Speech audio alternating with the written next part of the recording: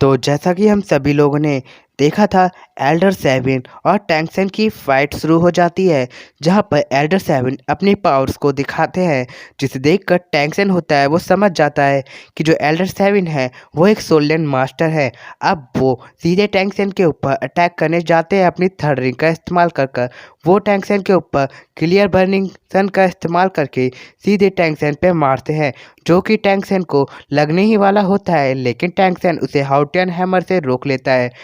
अब टैंक्सन अपने हाउटियर हैमर के साथ एल्डर सेवन से फाइट करने लगता है, जहां पर एल्डर सेवन अपने हैमर का इस्तेमाल कर उसे दुगनी पावर से टैंक्सन की तरफ भेजते हैं। अब टैंक्सन होता है वो उस हैमर को डॉज करता हुआ सीधे एल्डर सेवन पे फाइट करने के लिए जाता है, लेकिन जो एल्डर सेवन होते हैं वो अपने हैमर को इस्तेमाल कर टैंक्सन को बीच में दबा लेते हैं, लेकिन जो टैंक्सन होता है ब्लू सिल्वर डोमेन का इस्तेमाल कर उसे रोकने की कोशिश करता है, लेकिन टैंक्सन उसे रोक नहीं पाता और टैंक्सन होता है वो उन दो हैमर के बीच में कुचल जाता है, जहां पर सभी लोगों को लगता है कि टैंक्सन को इससे बहुत सारी चोटें आई होंगी।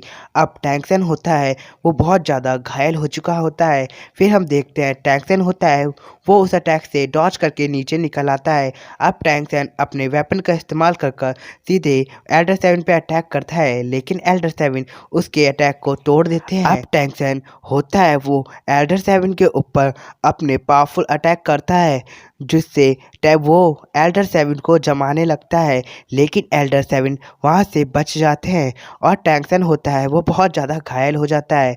अब एल्डर सेवन टैंक्सन के सामने आते हैं और कहते हैं कि बच्चे तो ये मेरे लायक नहीं हुआ है, जहाँ पर अब हम देखते हैं टैंक्सन एकदम ठीक होता है, जहाँ पर एल्डर सेवन होते हैं वो कहते हैं कि मैंने तुझे हरा दिया, लेकिन वहाँ पर सभी एल्डर डिसाइड करते हैं कि जो टैंक्सन है वो जीत गया, क्योंकि एल्डर सेवन ने अपनी 50% से ज़्यादा ताकत का इस्तेमाल किया होता है और उन्हें सिर्फ 50% तक ही करना था, लेकिन उन्होंने उससे ज़्यादा किया होता है। इसकी वजह से टैंक्सन जीत गया होता है। अब सभी एल्डर्स टैंक्सन से कहते हैं कि तुम्हें ट्राइब में ज्वाइन होने के लिए तुम्हें 3 शर्त माननी होगी।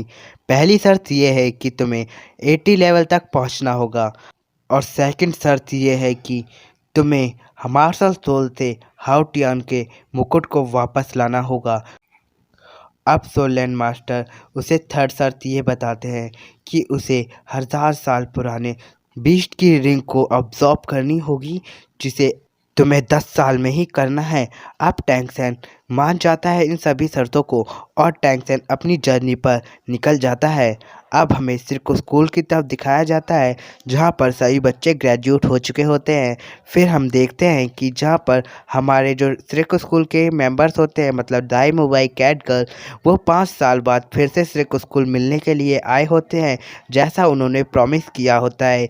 तभी हम देखते हैं वहाँ पर मोटू भी आ जाता है, जिधर मिस्टर धाई मोटू के गले मिलते हैं। अब वहाँ पर निंगनोंग भी आ जाती है, जहाँ पर सभी लोग निंगनोंग से भी मिलते हैं।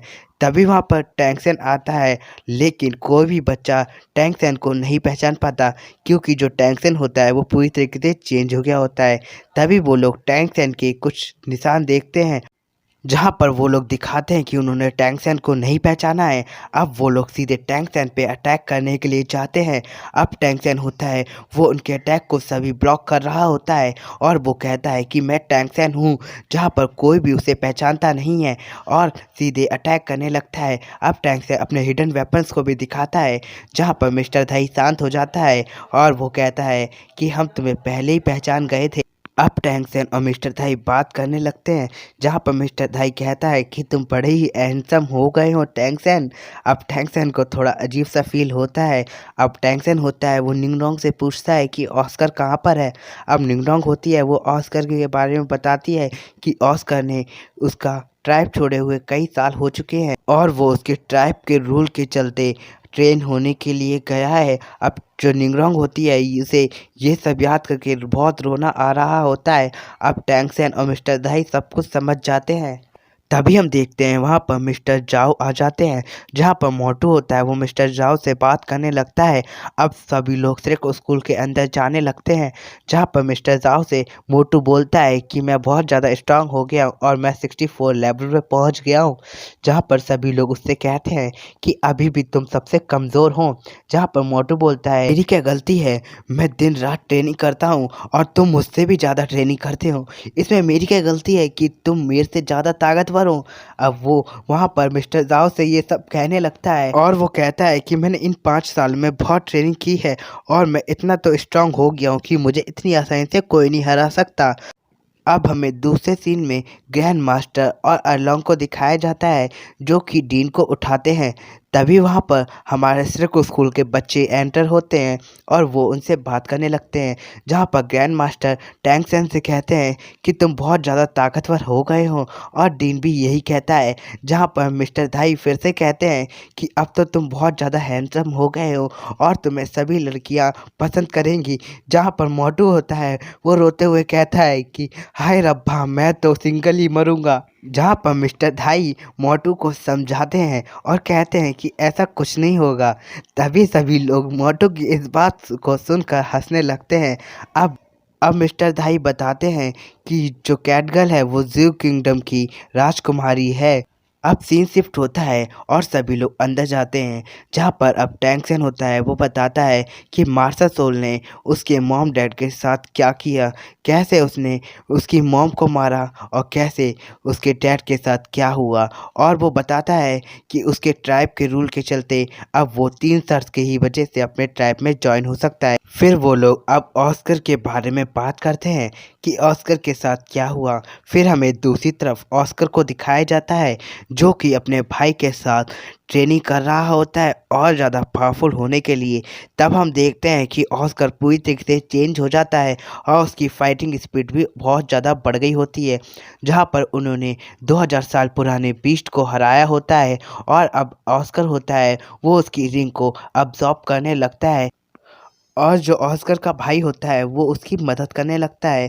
जहाँ पर ऑस्कर के भाई के कुछ साथी होते हैं वो इस बात को पसंद नहीं करते कि जो उसका कैप्टन है वो सिर्फ ऑस्कर की सबसे ज़्यादा मदद करता है और ऑस्कर जिस बीस्ट की रिंग को अब्जॉर्ब कर रहा होता है उसकी सोल बॉन्ड निकल के आती है, जिसके चलते जो ऑस्कर के भाई के साथी होते हैं वो उस बॉन्ड को हासिल करने के लिए सीधे अपने कैप्टन पे अटैक कर देते हैं।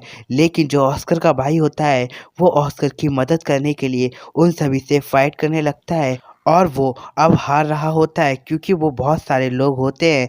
तभी ऑस्कर उस बिस्ट की रिंग को अब्सॉर्ब कर लेता है और अब ऑस्कर उठता है और अब उन लोगों से फाइट करने लगता है जो कि ऑस्कर के भाई को मार रहे होते हैं।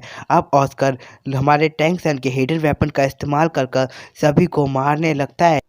तभी ऑस्कर अपनी 7th रिंग का इस्तेमाल कर कर अपने भाई के खून को लेके एक सॉसेज बनाता है और उसे खा लेता है, जिसके चलते उसकी भाई की 70% पावर ऑस्कर के अंदर भी आ गई होती है, जिसके चलते ऑस्कर बहुत ज़्यादा स्ट्रांग हो जाता है और ऑस्कर उन सभी को हरा देता है। अब ऑस्कर जीत जाता है और इसी तरह यह एपिसोड एंड हो जाता है। अगर आप लोगों को वीडियो मज़ा आया तो प्लीज़ वीडियो को लाइक करें।